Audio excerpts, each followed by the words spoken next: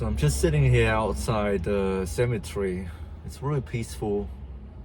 It's always beautiful, man. If I can show you this cemetery, I don't know if you can see this, but like it's always green here. It's always beautiful.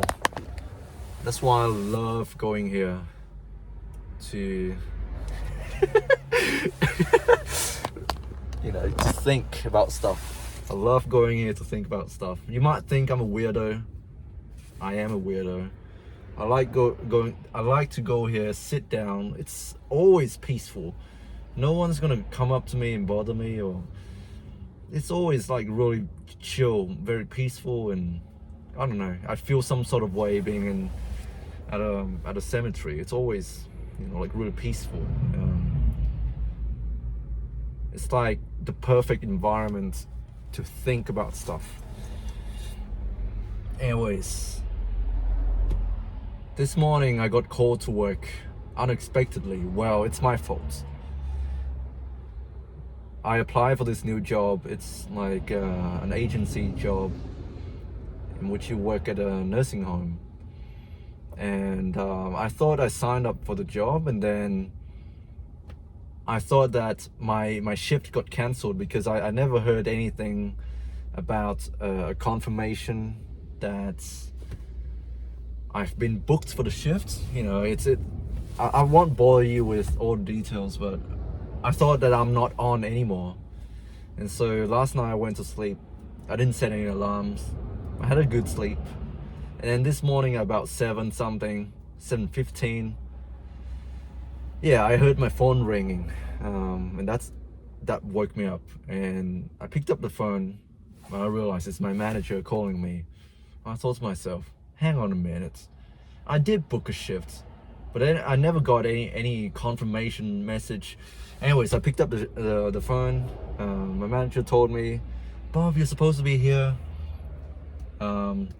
this morning, and they're calling because you haven't arrived yet. Anyways, back and forth. I told her I'm not available anymore, but she said, well, it's your first day, and we already told them that we have someone coming. Anyways, long story short, I ended up going. Didn't have breakfast, didn't shit.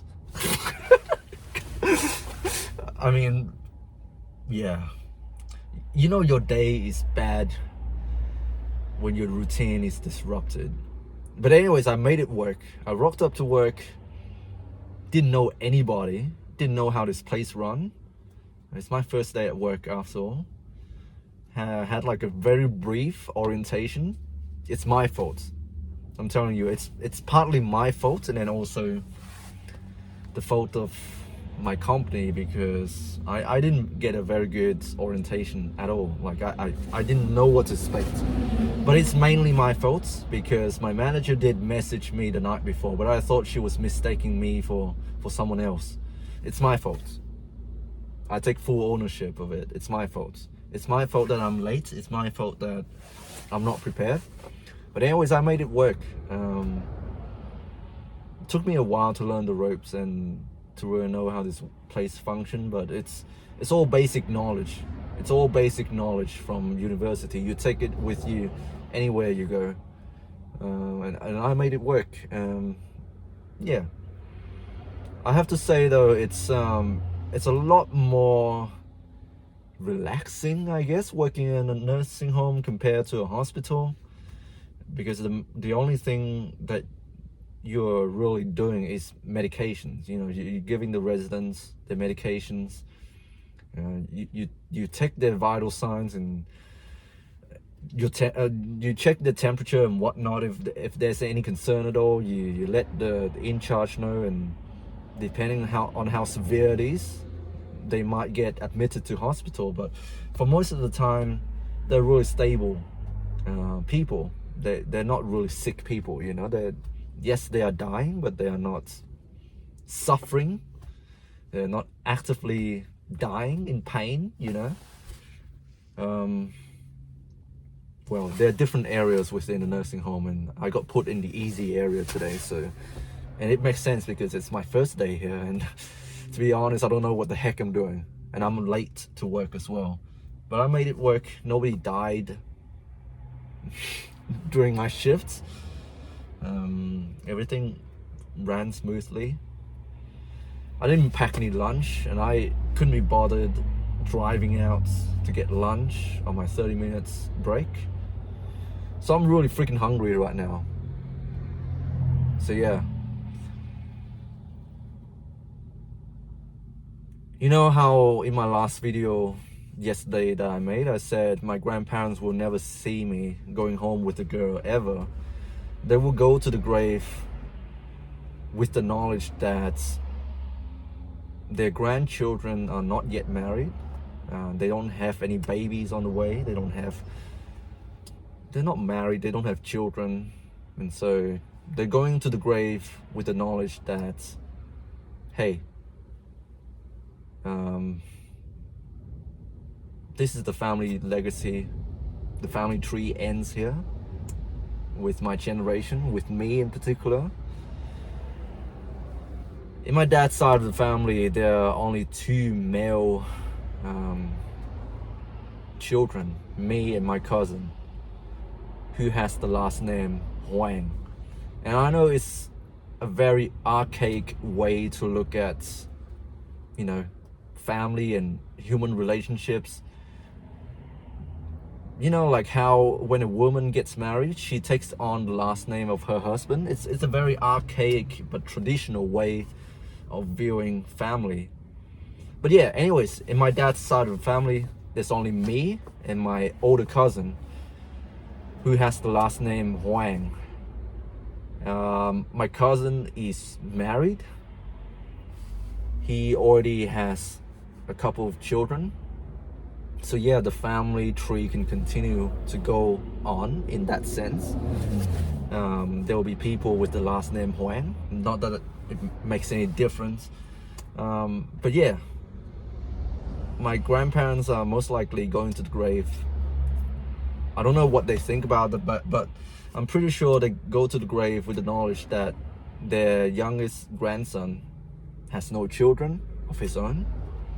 And so, yeah, that little bit of the family tree is dead in their mind.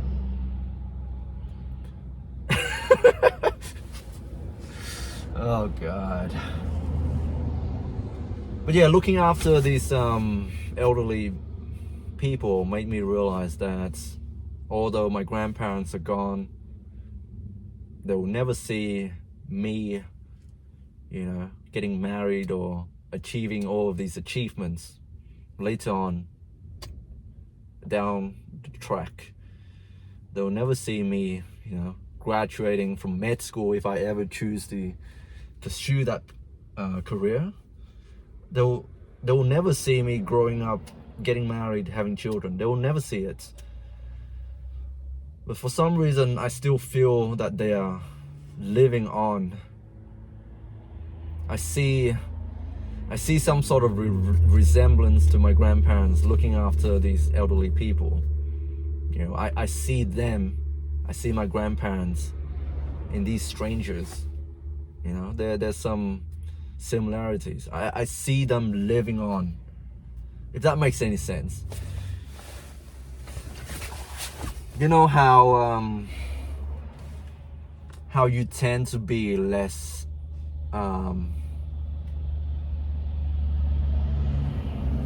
critical of people. You tend to be more tolerant of people the more familiar you are to their kinds. I'll give you an example. I used to be really against Indian people, and that's because I had a really bad experience with one. He failed my driving test twice. I had the same driving assessor, and he was Indian, and he failed my driving test twice. And so I had held this prejudice, I guess, and hostility as well as contempt for Indian people because of that one experience. But then growing up, going to university and, you know, volunteering and working with Indian people, I realized, hey, they're not so bad after all. I had amazing colleagues who are Indians, and I also had a doctor who was brown as well. You know, I volunteer, I work with Indian people, and so the more familiarized you are to a group of people, the more love you feel for them. I don't know how to explain this in words, but I feel like the more old people I interact with, the more I feel like I'm closer to older people. And while I was not so close with my grandparents, I didn't get the chance to really be with them. They're gone way too early. I get to see a little bit of them in these people that I look after, and I see my grandparents living on in these people. And every time that I help them, every time that I interact with them, when I talk to them, I feel like I'm talking to my grandparents. I feel like they are still here. They're living on in these older people. You know, it's a very surreal feeling. And I'm sitting here at the cemetery and I'm thinking about it. Every time that I look after an older person, I feel like I'm looking after my grandparents. I never got the chance to look after them. You know, I went into this profession not knowing how to take care of another human being. I've never wiped anyone's asses before. And I've never looked after my grandparents. I was way too young and I didn't think about it. And then I went to Australia when I was really young as well. So I've never really had anything to do with my grandparents. It's always my uncles and aunties, and sometimes my parents. But we have always been living abroad in Australia. We never really had anything to do with my grandparents until the very last moments of their life, you know, when they're dying, and then we're going home to visit them every year. But I've never really taken care of my grandparents. Never given them medications, never given them a wash, never really talked to them. And I'm ashamed of saying this, but you know, like, they're my family, and I never got the chance to do that. But now, being in this profession, looking after people, it's like I'm looking after them again. Yeah. And every time that I'm working and I look after anyone, and they hold some sort of resemblance to a person in my life, I feel like I'm looking after that person, if that makes any sense.